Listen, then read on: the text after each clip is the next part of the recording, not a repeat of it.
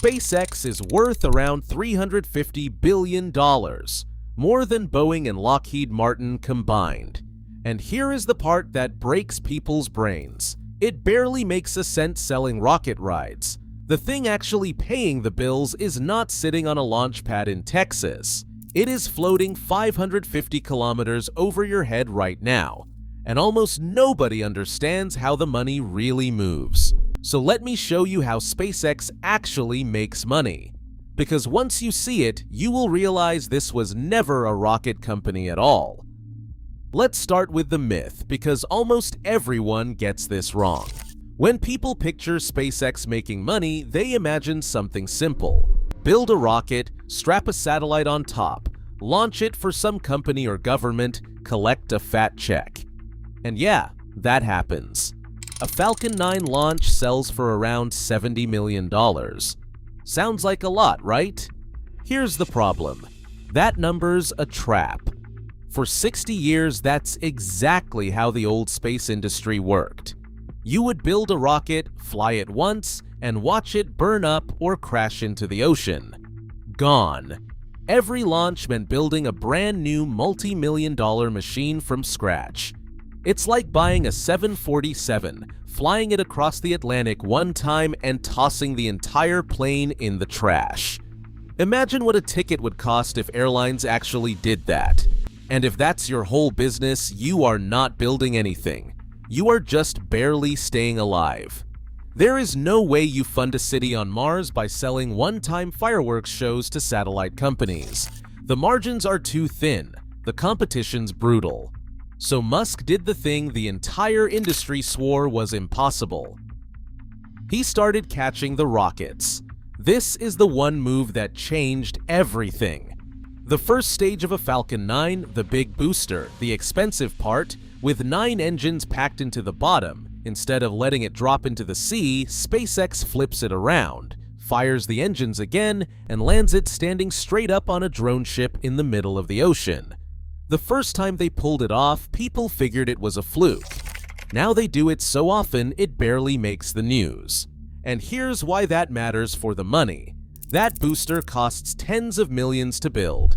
Throw it away and you eat that cost on every single flight. But land it, clean it up, fly it again, and again, and again, and suddenly that cost gets split across dozens of missions. Some boosters have flown more than 20 times now. Think about what that does to the math. The expensive part of the rocket is basically free after the first few flights. All that's left is fuel, which is shockingly cheap, and a little refurbishment. So now SpaceX can charge a customer $70 million for a launch that costs them maybe $15 to $20 million to actually fly. They undercut everyone on price, win nearly all the business, and still pocket a fat margin. That's the trick. Reusability didn't just make rockets cheaper, it turned every launch from a loss into a profit. But launch isn't even the main event. It's the engine that powers everything else. See, by making launch this cheap and this frequent, SpaceX became the busiest ride to orbit on the planet.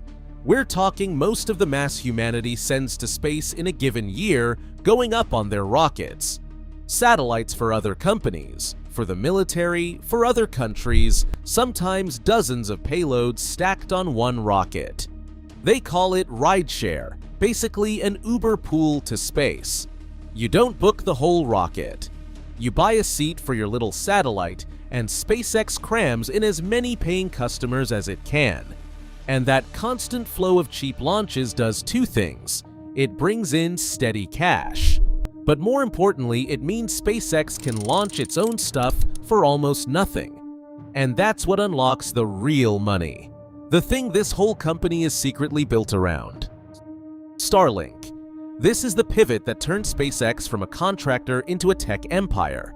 Instead of just selling rides to orbit, SpaceX put up its own satellites, thousands of them, to beam internet down to anywhere on Earth. Not a launch you pay for once, a service you pay for every single month. And that's a completely different kind of money. Sell a launch, you get one check, then you go hunt for the next customer. Sell internet, and you get a customer who pays you $100+ a month forever, plus a few $100s upfront for the dish. Now multiply that. Starlink has blown past several million subscribers worldwide. Do that math in your head. Millions of people paying every month for years. That recurring revenue absolutely dwarfs what any launch contract brings in. Launches are lumpy and one-time. Subscriptions are a river that never stops. That's the secret. The real money in space isn't getting to orbit. It's selling something from orbit over and over to people on the ground. But here's the genius part, the piece that makes the whole thing unstoppable. Starlink only works because of the rockets. Think about it.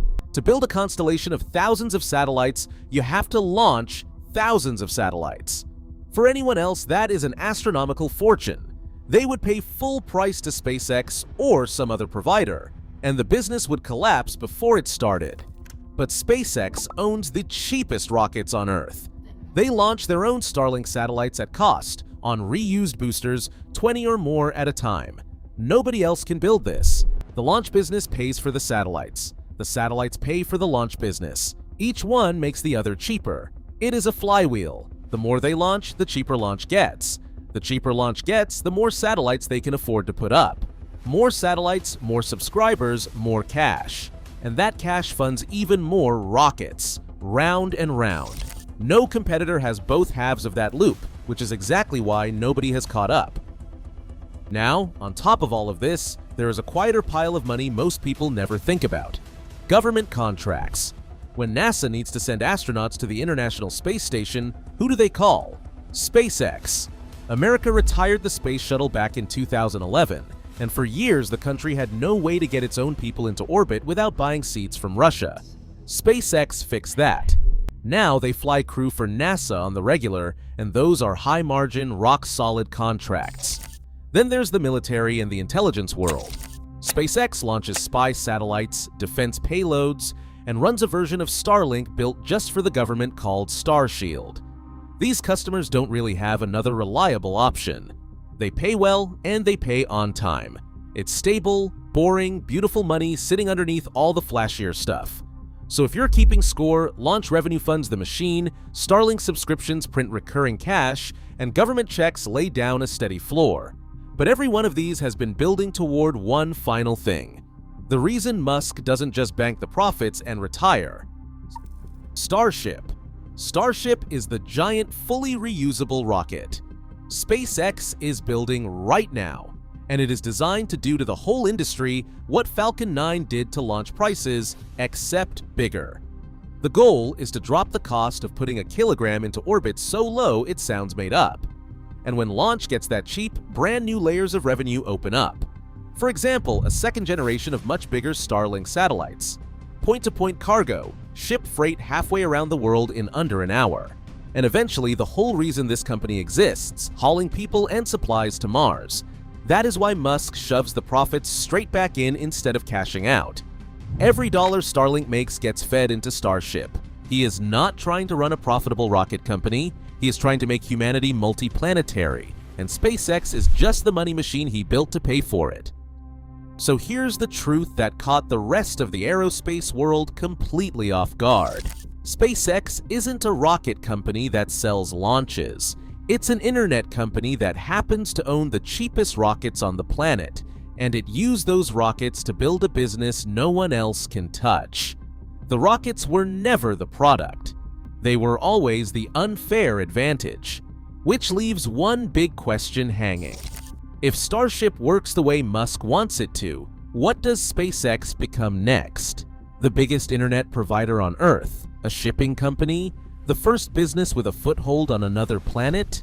Drop your prediction in the comments. I'm genuinely curious what you think. And if you want the next breakdown like this one, hit subscribe, because this story's just getting started.